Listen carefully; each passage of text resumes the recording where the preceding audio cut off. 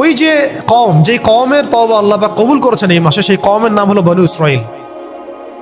কি নাম? বনু ইসরাইল। বনু ইসরাইল কাদেরকে বলে?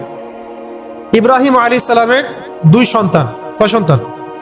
এক সন্তানের নাম ইসমাইল আলাইহিস সালাম, যিনি থাকেন মক্কায়। কোথায়? ওই যে মক্কায় রেখে আসা হলো। এই এই ইসমাইল আলাইহিস সালামের বংশে আছে একজন ব্যক্তি, তার নাম আদনান। হ্যাঁ হ্যাঁ। তারপরে এখানেই আরো অনেকগুলো গোত্র আস্তে আস্তে এসেছে, বনু হাশেম, বনু মখজুম, বনু তাই, বনু আদি, অনেক গোত্র। এই গোত্রগুলোর মধ্যে বনু হাশিম গোত্রে সর্বশেষ নবী মুহাম্মদ রাসূলুল্লাহ সাল্লাল্লাহু আলাইহি ওয়াসাল্লাম। তার মানে নবী সাল্লাল্লাহু আলাইহি ওয়াসাল্লাম ছিলেন বনু ইসমাঈলের অন্তর্ভুক্ত। বনু ইসমাঈলের অন্তর্ভুক্ত। আরেকজন সন্তান ইব্রাহিম আলাইহিস সালামের, তার নাম ইসহাক আলাইহিস সালাম।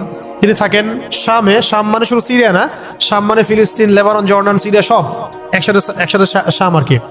ওইখানে থাকেন ইসহাক আলাইহিস সালাম। তার সন্তানের নাম হলো ইয়াকুব আলাইহিস সালাম, যার ওই যে 12 সন্তান, একজন ইউসুফ আলাইহিস সালাম কুয়ায় ফেলে দেওয়া হলো। ঠিক আছে, ওটা লম্বা আলোচনা। তো এই ইসহাক আলাইহিস সালামের সন্তান ইয়াকুব আলাইহিস সালামের আরেক নাম হলো ইসরাইল। তার বংশধরদেরকে বলা হয় বনু ইসরাইল। তো বনু ইসরাইলের মধ্যে মূসা আলাইহিস সালাম এর কওম আছে, দাউদ আলাইহিস সালামের আছে, সুলাইমান আলাইহিস সালামের আছে, ঈসা ইবনে মারইয়াম তিনিও বনু ইসরাইলদের। ঠিক আছে। তো বনু ইসমাইল আর বনু ইসরাইল, বুঝতে পারছেন পার্থক্য? এটা একটা কারণ ছিল যার কারণে ইহুদিরা নবী সাল্লাল্লাহু আলাইহি ওয়াসাল্লামকে গ্রহণ করে নাই, স্বীকার করে নাই তারা।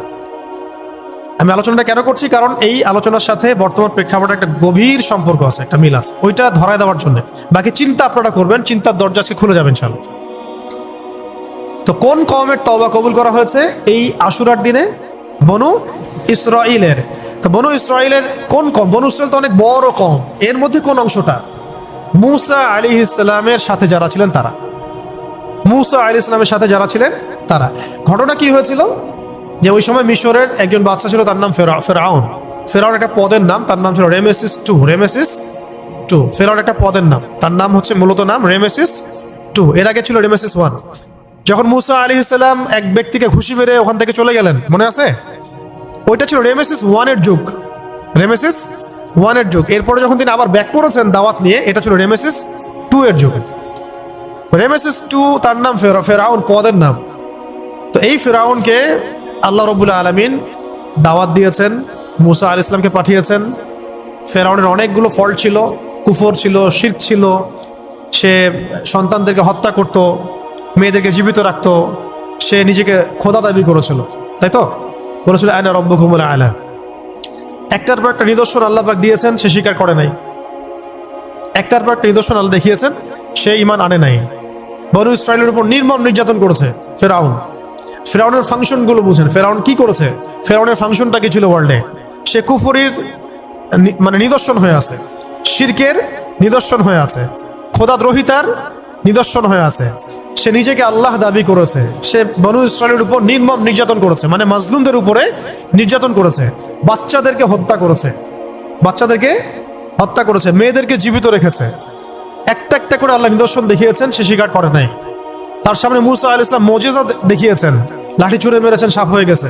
তারপরেও সে ঈমান আনে নাই, বরং পুরো বনু ইসরাইলকে সে ধাওয়া করে লোহিত সাগরে ডুবে মরছে। ফেরাউনের ফাংশন তো এগুলাই নাকি? আরো অনেক পাপ আছে, মূল পাপ তো এগুলাই, তাই না? অহংকার আরেকটা আছে কি তার? উদ্ধত অহংকার। সে হামান কারুনদেরকে নিয়ে শাসন করেছে এবং উঁচু স্তম্ভ নির্মাণ করতে চেয়েছে, যে আকাশে আল্লাহকে দেখতে চায় সে। ফেরাউনের অ্যাটিটিউড তো বুঝতে পারতেছেন, ফেরাউনের ফাংশন। আর এই ফেরাউনের কাছে মূসা আলাইহিস সালাম দাওয়াত নিয়ে গিয়েছিলেন এবং সে এভাবে ডিনাই করে। এক পর্যায়ে আল্লাহ রাব্বুল আলামিন তাকে তার দলবল সহ লোহিত সাগরে ডুবায় মারেন। তাকে এবং তার দলবল সহ আল্লাহ পাক তাকে ডুবিয়ে মেরেছেন লোহিত সাগরে। কোন দিনে? আশুরার দিনে। এই আশুরার দিনে।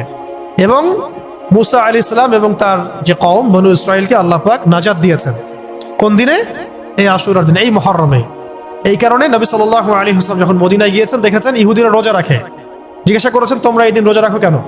তারা বলেছে যে এই দিনে মূসা আলাইহিস সালাম এবং বনু ইসরাইলকে আল্লাহ পাক নাজাত দিয়েছেন, আর ফেরাউন এবং তার দলবলকে ডুবিয়ে মেরেছেন। এই জন্য শুকরিয়া স্বরূপ মূসা আলাইহিস সালাম রোজা রেখেছিলেন, তাই আমরাও রোজা রাখি। তখন নবীজি বললেন যে তাহলে এই রোজা রাখার ব্যাপারে আমরাই বেশি হকদার, অতএব হে সাহাবীরা তোমরা রোজা রাখো। আমি যদি সামনের বছর বেঁচে থাকি তাহলে আমি 9 তারিখ রাখবো। তিনি বলেছিলেন যদি আমি সামনের বছর বেঁচে থাকি তাহলে আমি 9 তারিখটা যোগ করে রাখবো 10 তারিখের সাথে, কিন্তু তিনি সামনের বছর জীবিত ছিলেন না। এখান থেকে হাদিস আসে যে আমরা 2টা রাখি, 9-10 বা 10-11। তো এই দিনের হিস্ট্রিটা আমরা বুঝতে পারলাম, ঠিক আছে।